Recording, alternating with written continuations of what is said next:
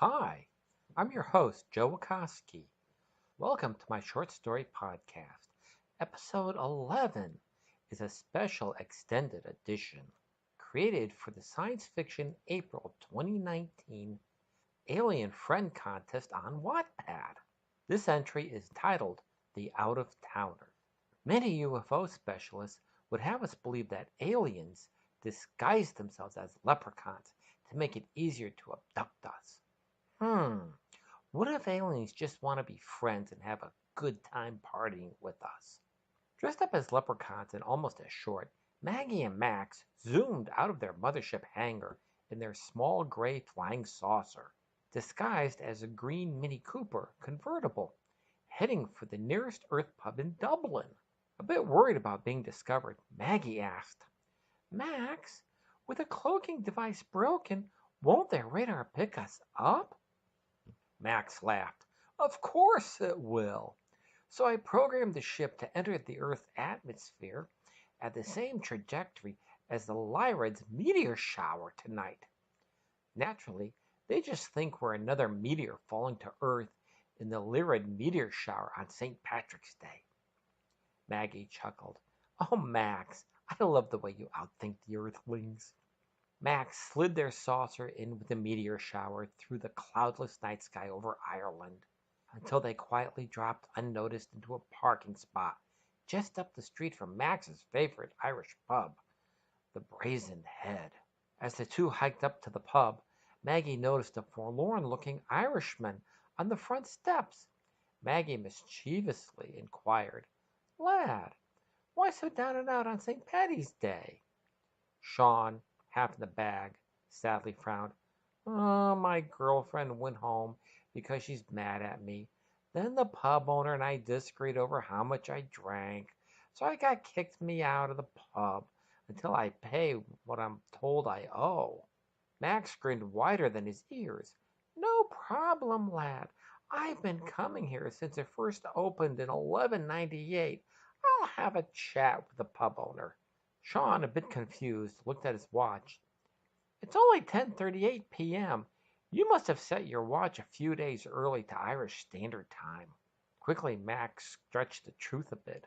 We just flew in. We're out of towners, and we will graciously pay your tab. Now, take us to the current pub owner and let's settle your account. Then we'll celebrate. The three happily entered the pub, where Max, true to his word, covered Sean's bar tab and bought the house more than one round of drinks. They all partied like tomorrow would never come. However, nothing can stop the march of time, and the pub's closing time came all too soon. As the patrons bailed, Maggie whined, Max, maybe closing time here, but I know a bar where they're just starting to celebrate St. Patty's Day right now. Want to go? Half in the bag, Max grinned wider than ever, and mischievously replied, Sure, and we will take Sean, our newfound friend, with us. Maggie laughed, but this time she had the same mischievous look in her eyes as Max had in his. What a wonderful idea!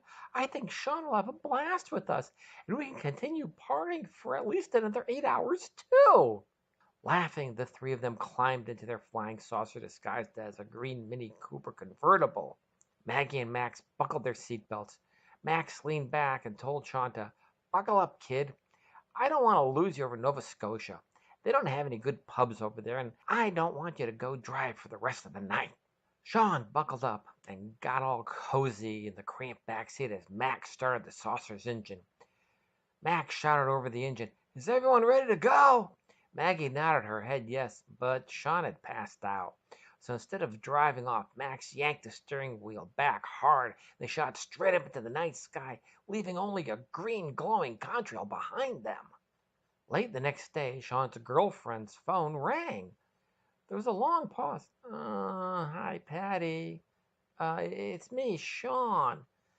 I've got a hangover like you would not believe, and it's hotter than an inferno here. To make matters worse, all they got to drink here is disgusting, watery, cold beer. Patty coldly did not reply. Sean wasn't sure what to do and nervously told her, they had to suddenly leave, and they left me high and dry wherever it is I am. I'm sorry about last night. Please help me." Patty's heart melted, listening to him plead for help. "All right, Sean, I forgive you, but don't ever do that again. Now, how much do you need to get back here?" Sheepishly, he asked her. Could you send an Uber to pick me up? I'll pay you back when I get there." Patty said, "Sure, why not? Where are you?" A bit puzzled, Sean questioningly stuttered, Some place called Roswell, New Mexico?" The end. Okay, that's a wrap. Thank you for listening to this special edition of the shortstorypodcast.com. See you next Saturday when our next episode is broadcast. If you want to keep up to date with this episode on Wattpad, please take a moment to vote on this episode and to subscribe to the show. Thank you for listening and have a great day.